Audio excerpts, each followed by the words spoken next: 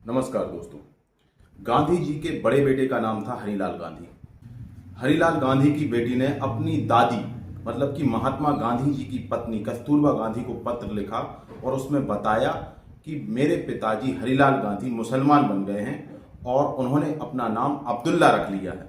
मुस्लिम मौलवी घर आते हैं और हम लोगों पर भी इस्लाम का पालन करने और नमाज पढ़ने का दबाव बनाते हैं।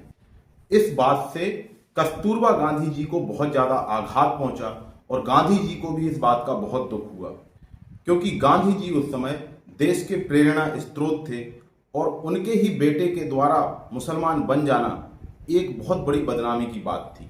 इसलिए गांधी जी ने उस समय अपने मित्र श्रद्धानंद सरस्वती जी से मदद मांगी और श्रद्धानंद जी उस समय आर्य समाज के साथ मिलकर शुद्धि आंदोलन चला रहे थे। श्रद्धानंद जी ने गांधी जी के बेटे हरिलाल को समझाया और उनकी घर वापसी कराई, लेकिन जिहादियों को ये बात नागवार गुजरी और उनमें से एक जिहादी अब्दुल रशीद ने श्रद्धानंद सरस्वती जी की गोली मारकर हत्या कर दी।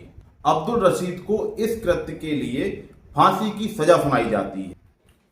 लेकिन आपको जानकर आश्चर्य होगा कि इन्हीं गांधी जी के द्वारा अंग्रेजी सरकार से गुहार लगाई जाती है कि श्रद्धानंद सरस्वती जी के हत्यारे अब्दुल रशीद की फांसी की सजा को माफ कर दिया जाए।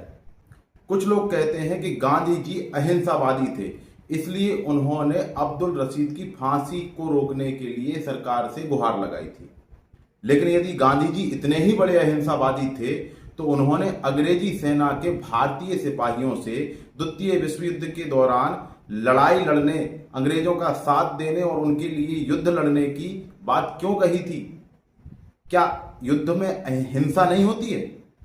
गांधी जी अगर चाहते तो मार्च 1931 में लॉर्ड इरविन के साथ हुए उनके समझौते में वो ये शर्त रख सकते थे कि भगत सिंह, राजगुरु और सुखदेव की फांसी को टाला जाए या फिर फांसी की सजा को माफ किया जाए, लेकिन उन्होंने उस समय ऐसा नहीं किया और इरविन समझौते पर हस्ताक्षर कर दिए।